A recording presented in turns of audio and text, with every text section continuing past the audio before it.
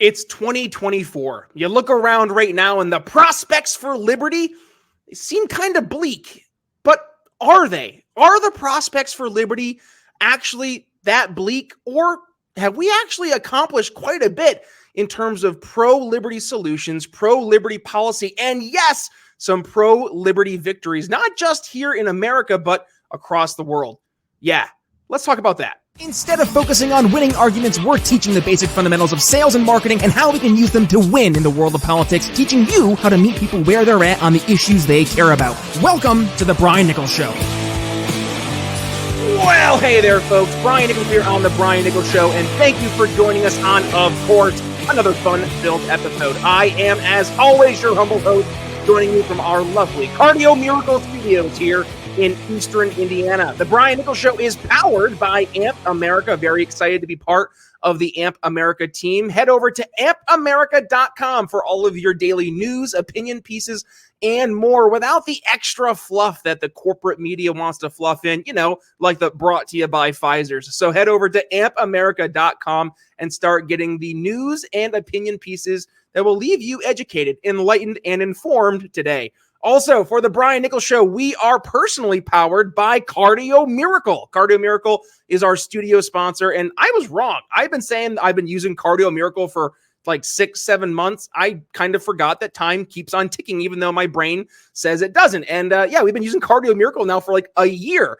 That's when we last had the CEO of Cardio Miracle, John Hewlett, on the show. And folks, 1 year of using Cardio Miracle, I'm looking back now, and I gotta say, again, the Cardio Miracle difference from day 1 to day 365 plus, 100% real. Now, for yours truly, the number one thing I saw, actually the top 3 things: lower blood pressure, better pump at the gym, and a more restful night sleep. Now, for me, I was like, okay, this sounds a little skeptical. It's a little woo-woo.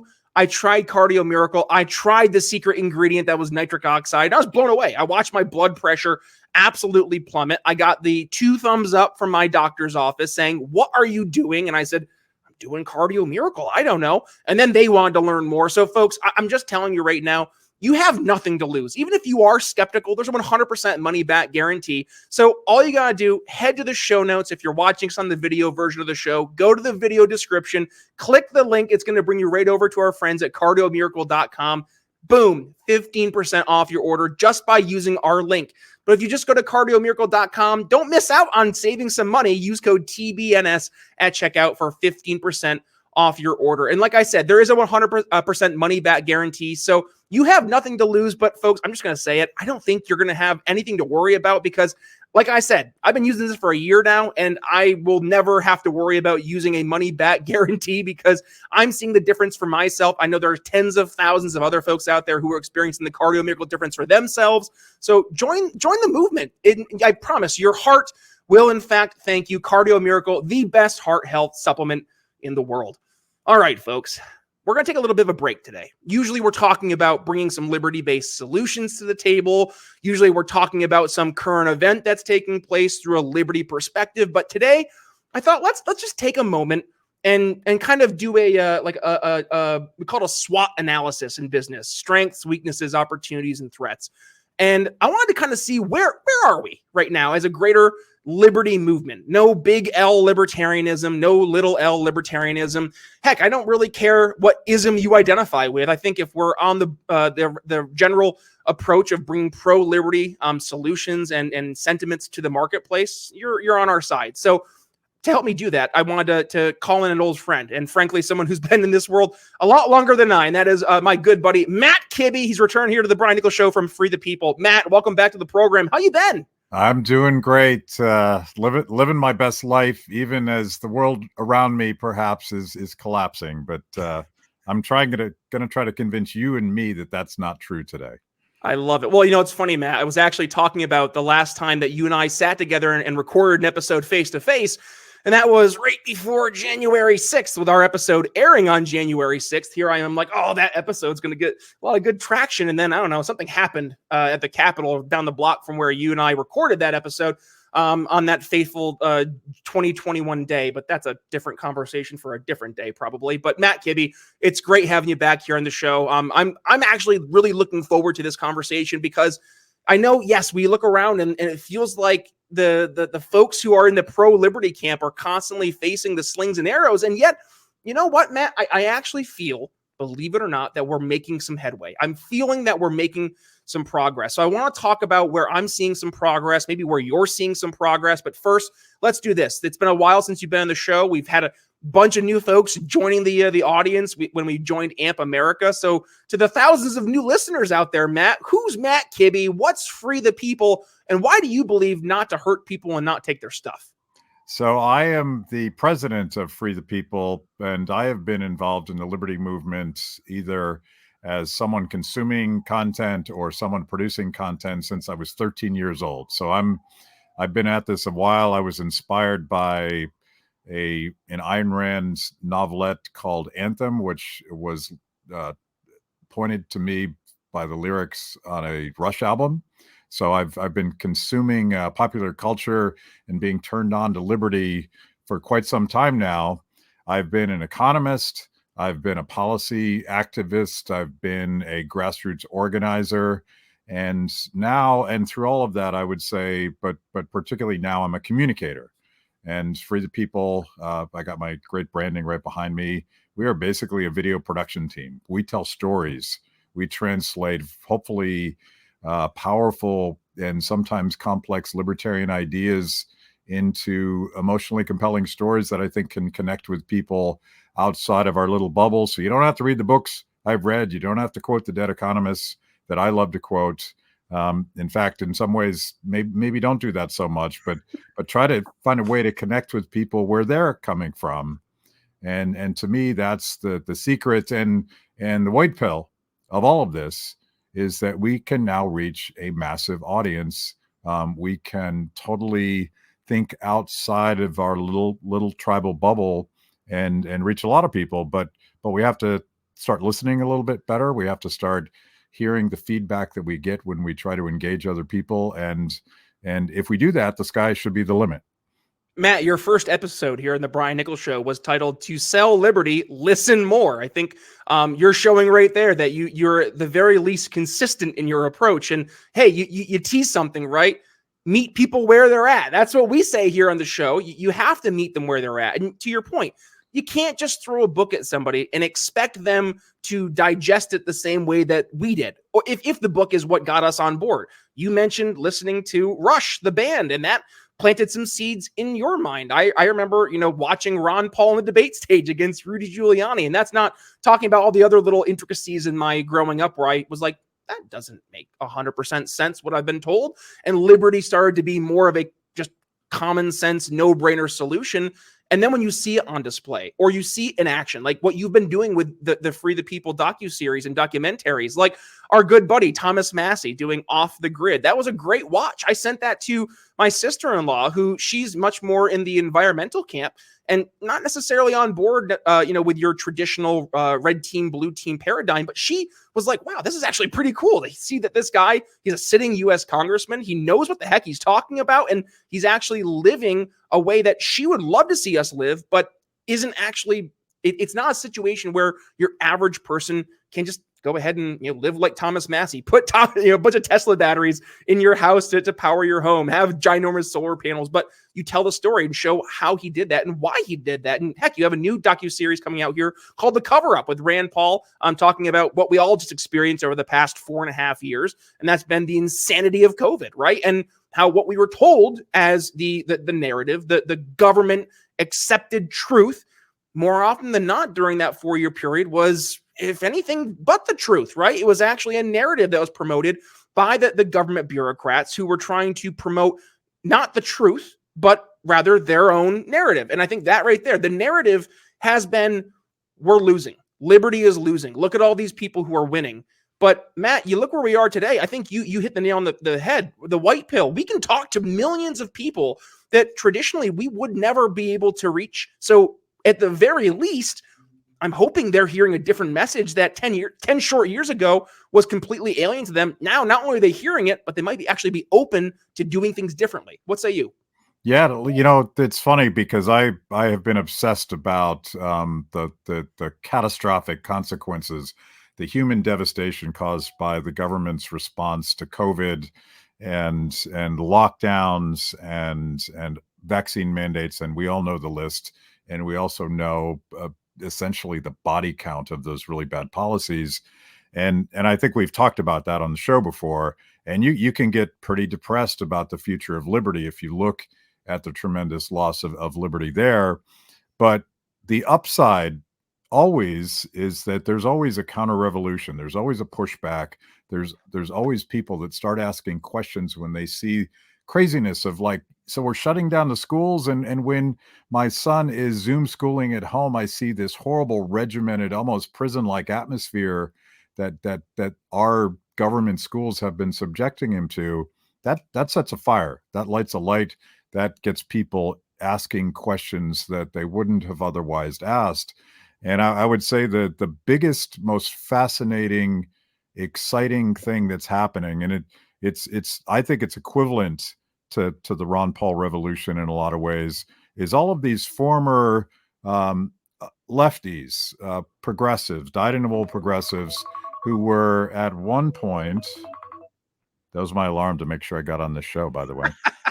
Love it. So I did it. We made it. You have all these lefties, particularly in the comedic world, who are realizing that left no longer means liberal, that progressive doesn't mean open-minded, that there's this incredible trend towards speech policing, gross intolerance, and everything that they thought they were for, but now they're finding themselves on a different team. And again, it's cultural. Like the Ron Paul revolution was cultural. A Rush album was cultural. A novel was cultural. And now you have all these comedians, and not just Joe Rogan. Everybody knows Joe Rogan, but Russell Brand, Jimmy Dore, the list goes on and Roseanne on. Barr, yeah. It's these people are realizing that they're actually classically liberal, and what a beautiful opportunity to turn on that community with those huge megaphones, those huge platforms they have. To me, this is where we're at. So one of the things we've been doing at Free the People over the last year, I guess a year and a half now, we've been producing a lot of comedy, because we think that's a great gateway drug to have a conversation about values and ideas, and really just to talk those really uncomfortable truths that no one's allowed to say anymore unless you're at a comedy show. And then you can laugh, and you can look around and see if anyone else is laughing. And then you can actually have a civil conversation with people you disagree with. To me, that is one of the most interesting upsides, this cultural trend where there's kind of an anti-authoritarian coalition emerging. Yep. And it would be a lot of people that 5-10 years ago we would absolutely not have put in the liberty camp. But now that's interesting. And if you're down about how bad the Republicans suck in Congress, if you're down about the Democrats and the Biden administration trampling over our liberties, look at the culture and see what's happening. There is a really cool movement emerging. Well, and one of the profound things you mentioned there, Matt, is with the comedians, they are now granting permission to their audiences to laugh. And part of, I think, the past 10 years, what's been so tough is that the more religious side of the left, this very hyper progressive statist mentality, it set these respective parameters that you were not allowed to cross. So when we're talking about Trump, you can't laugh unless it's to make fun of him, right? But you can't play jokes from a pro-Trump perspective. Why? Because he's the worst thing since, I mean, every time it's Hitler, Mussolini, name your fascist dictator of the month. But that's what it really turned into for 10 years was comedy was on a hiatus. Go to SNL. I mean, SNL's been on the way out for quite a while, but during the Obama years, Matt, it was painful. Like you couldn't have any jokes at the expense of Barack Obama. They were always at the expense of Republicans or conservatives or libertarians.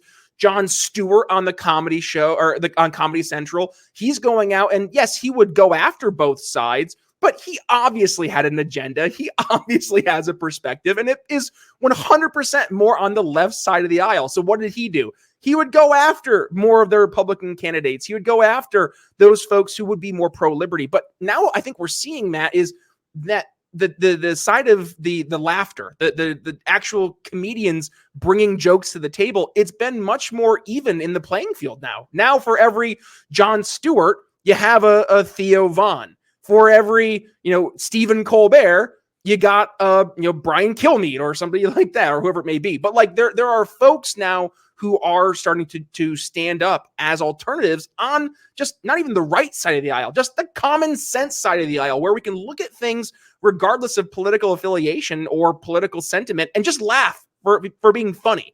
And I think what happened was we were not allowed to laugh for so long that now there's just a demand to laugh and to point out at the insanity for what it is and to laugh along the way, which I think, and Matt, I would love to hear your thoughts, but like when we start laughing and the left starts to see that collective laughter, it really diffuses a lot of these religious fervor that they're bringing to the public and promoting this stuff, right? Like, just look at the LGBTQAI plus, question mark, all the different, continuation of that LGBT world. But like that's turned into a laughing stock for a lot of jokes because it's become so insane. And your average person saying, "Yep, I'm out. I'm going to laugh now because this is silly." Yeah, there's John Cleese of Monty Python fame, one of the most iconic living comedians in the universe. He has been becoming sort of a leader of not just pro-free speech, but sort of anti-woke in his own way. And it kind of started when there's now a Broadway theater production of Life of Brian. And there was a lot of push for him to remove an iconic scene where one of the characters, who is a man, says, "You know what? I want to be a woman." And it's a hysterical scene. Google it, watch it on YouTube. I don't want to recreate it because I'll just butcher it. And they were demanding that he takes that out of the Life of Brian for the theater adaptation. And he's like, "No, that's not going to happen." And he goes on to explain why it is that comedy can allow us to have a serious and thoughtful conversation about questions about trans identity, like one of the thorniest issues in modern politics, because we can make you uncomfortable, then we can make you laugh. And once we've done those things, you can actually have a civil conversation trying to work things out. And I think that's the secret sauce of comedy. And what's interesting about late night TV, all of these really boring political apparatchik left-wing comedians that dominate late night TV, they dominate a field that is dead, if not dying, right? And all of that power and energy is shifting to X. It's shifting to online streaming programs across all of these freer platforms. And those comedians in total, or let's just take Rogan and let's not even add up everybody else and their millions and millions and millions of viewers, so much bigger than the platform that these old school left-wing apparatchik comedians have.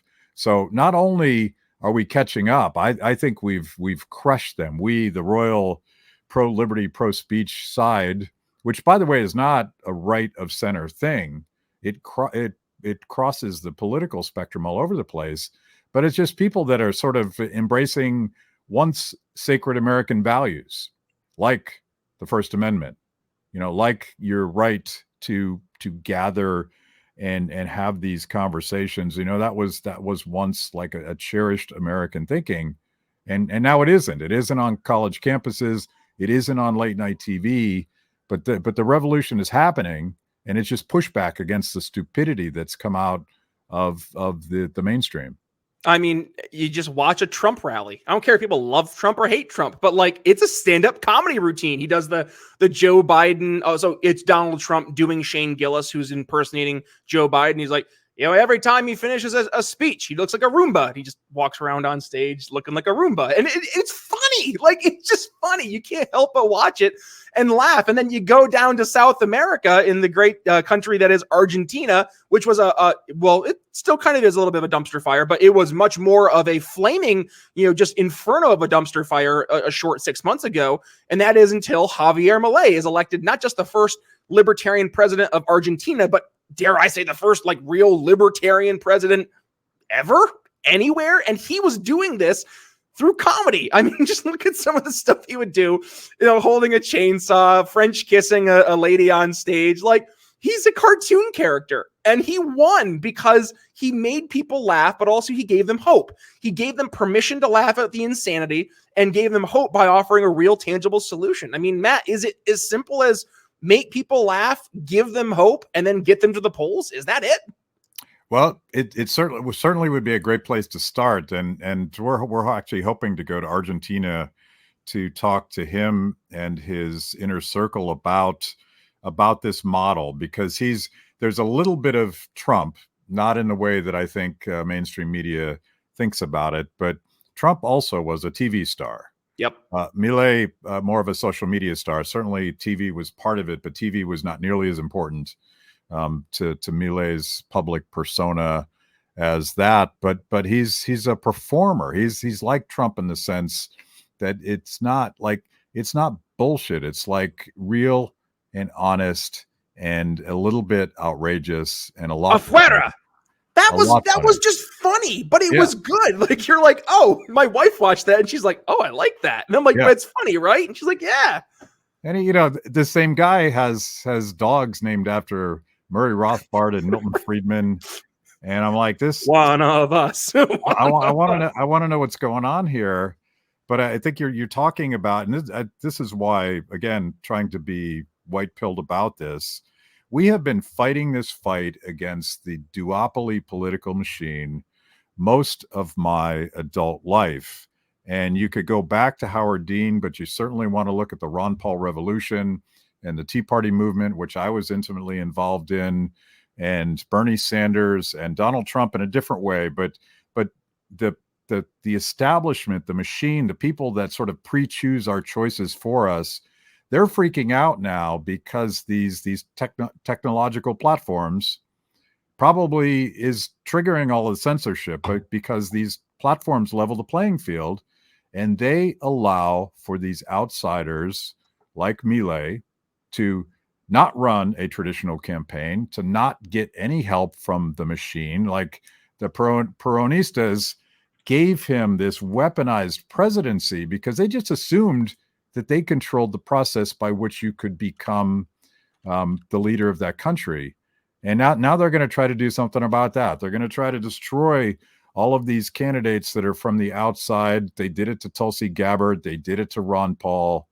They're trying to do it to Trump right now. All very different candidates, by the way, but they are not blessed by the machine. So there's something happening here that is a fundamental paradigm shift. You and I have been talking about this as long as we've been talking, and I think it's happening now. And I think it also explains why this overwrought, insanely authoritarian response by national security agencies censoring our speech on platforms like Google and Facebook and Twitter and everything else. They're desperate. That is a desperate tactic. And they can't quite figure out how to shut us up. Well, you look at that, and then you factor in folks like Elon Musk spending $44 billion for Twitter, now creating a situation where we can have quite literally an open and free discussion of ideas without the fear that you're going to log into Twitter one day and say, oh, my account's been nuked for arbitrary rules of hate speech I violated.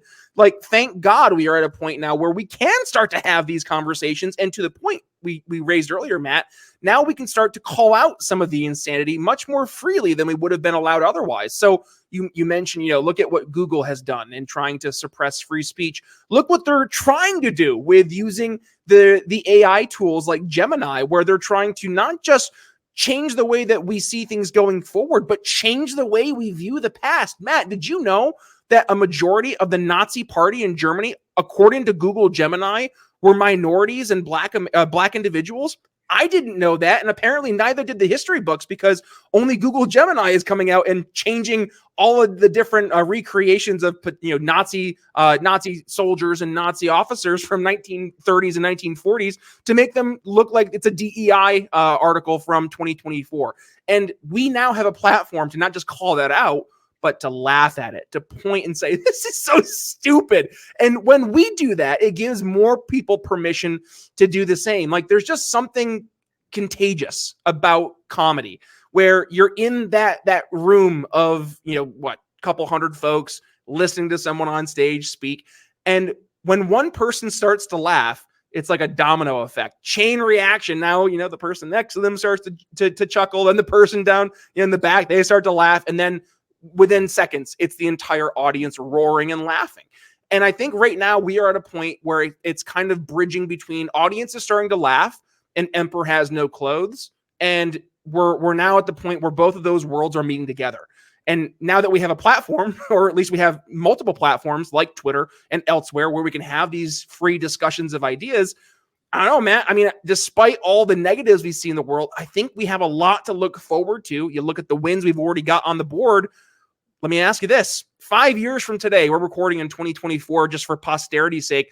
2029, Matt, where do you see us after the 2028 presidential election? Are we, another term after Biden, and we're getting ready for the second coming, whoever his replacement's going to be? Is Trump walking out of office now, the first two-term president who didn't serve consecutively since Grover Cleveland? Cleveland? No, or was it Taft? Which one? Oh, it's Cleveland. Yeah, it was Cleveland. Which way do you see us going, Matt? And do you think that Liberty will be in a good spot in 2029, or are we, a little too optimistic here as we sit today? Well, I'm thinking Hunter Biden will be in his first term then.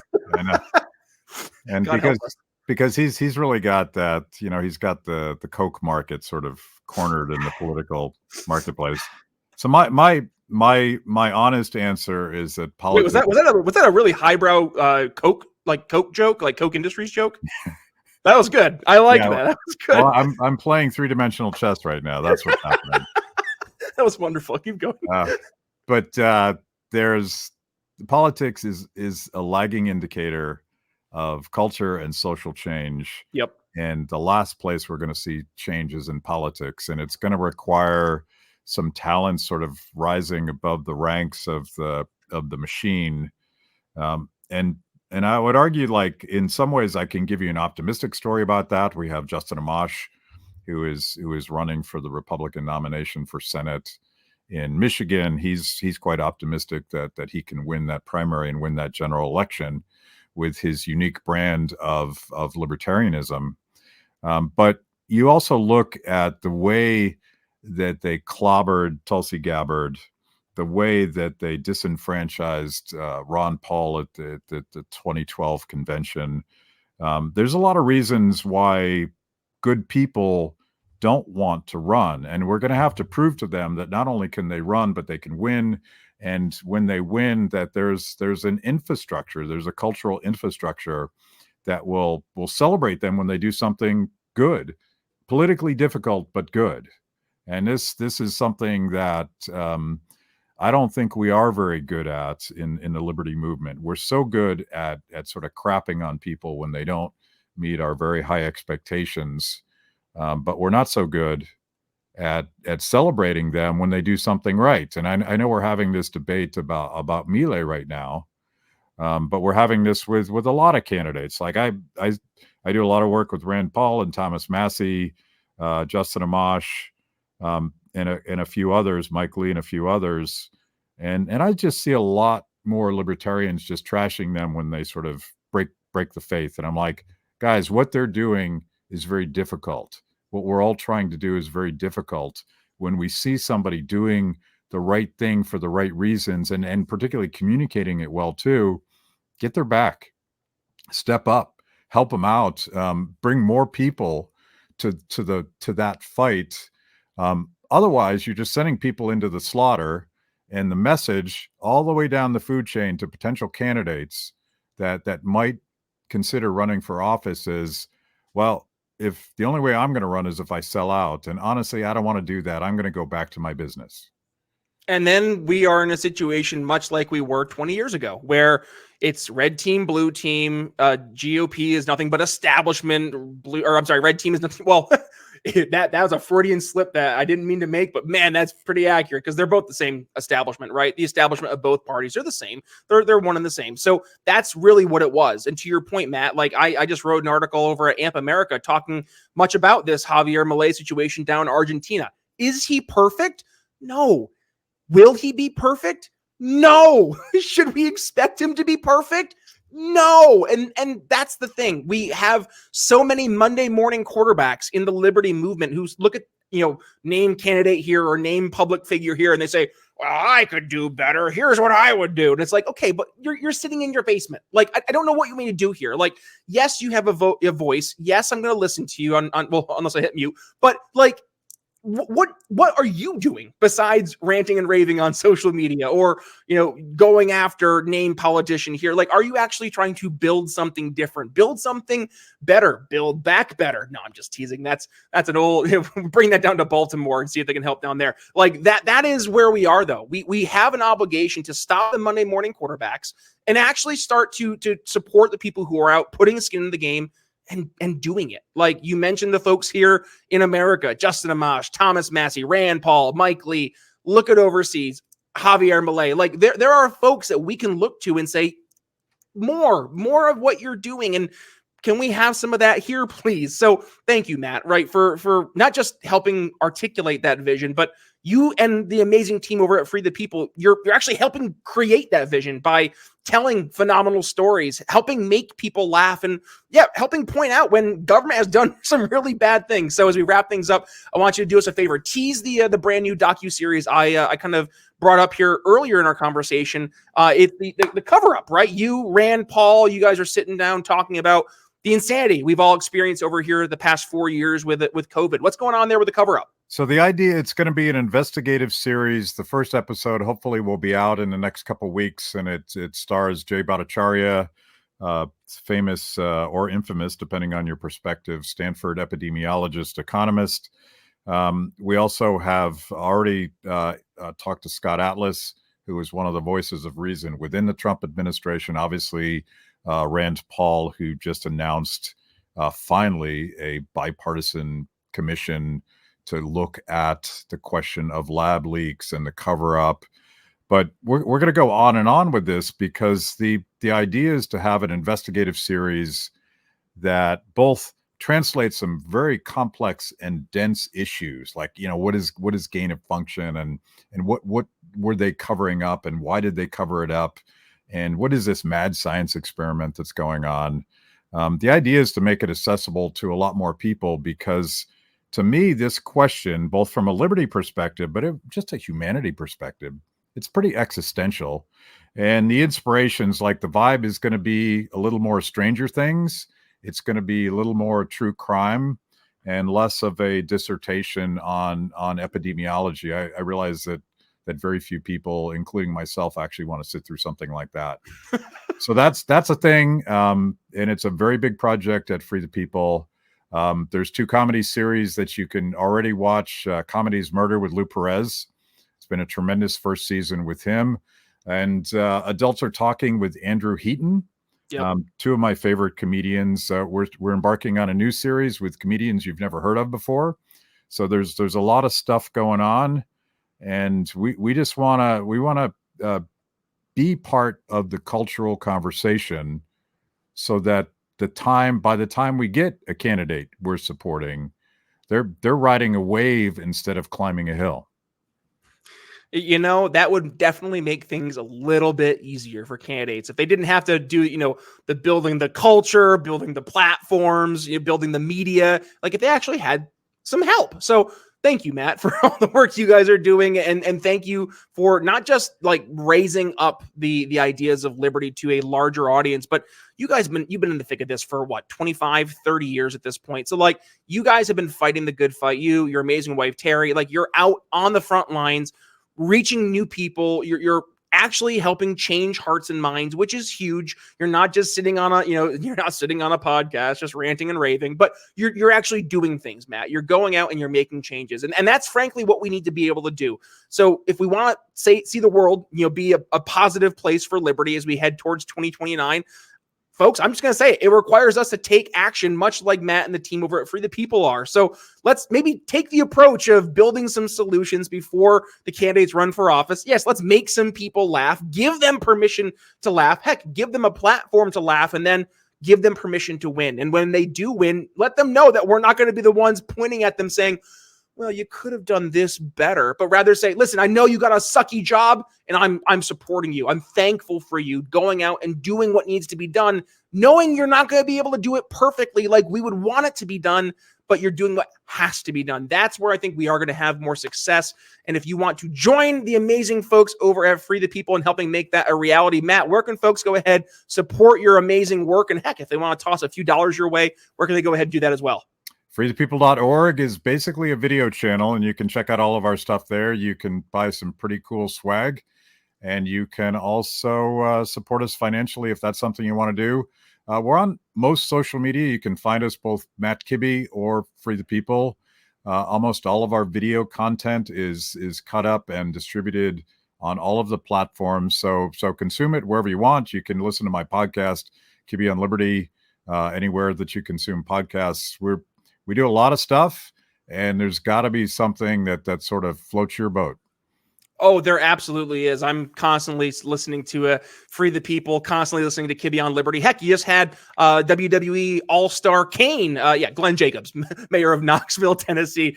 He was over on Kibbe on Liberty. Great conversation. You guys are talking about Pork Fest, all that cool stuff happening up in New Hampshire coming up here in a couple of months. So go ahead, folks, check that out if you haven't yet, and please go ahead, support Matt and his amazing team over at Free the People. I'm very honored to have Matt, not only as someone I consider, a mentor, but also someone I consider a dear friend. So Matt, thank you for the hard work you, Terry, and the rest of the amazing team over at Free the People are doing. And folks, please go support them.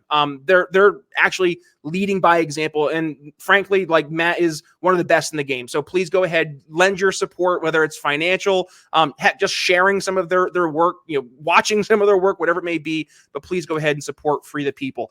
With that being said, we are already at the end of our show. I know, folks. I heard the collective groan. So with that being said, we want to thank you for joining the show today. And if you got some value, obviously go ahead, give it a share. Go ahead and tag Matt and the amazing team at Free the People on their social media links. Links are going to be in the show notes. Also, feel free to tag me at B Nichols Liberty. You can find me on Twitter, Facebook, and for the show, your favorite podcast catcher, your favorite video show, YouTube, Rumble, Facebook, X.com, Apple Podcasts, Spotify, YouTube Music, wherever it is you consume your podcast or your video content. Just hit the subscribe button, hit that little like button, hit the notification bell. And heck, if you're watching us or listening to us on the podcast, hit download all unplayed episodes. We have over 830 episodes here of the Brian Nichols Show. Matt's been on a few times. We've had some amazing folks, from economists, entrepreneurs, politicians, elected officials, all that and more. Go ahead and check it out. I guarantee a few episodes should leave you educated, enlightened, and informed. And one final note, and that is to support the folks who support us. That's our sponsors. So we have some awesome sponsors: Cardio Miracle, the wellness company. We have our brand new sponsor, Indie Emporium, and they have their awesome Michael Scott 2024 shirt, which, by the way, hurry and grab yours today. Use code MS 2024 gives you 25% off your brand new shirt. Michael Scott 2024 definitely will spark some conversations, and hey, maybe make some people laugh. That's all we have for you today. Brian Nichols signing off here on the Brian Nichols Show for Matt Kibbe. We'll see you next time. Thanks for listening to the Brian Nichols Show. Find more episodes at briannicholsshow.com.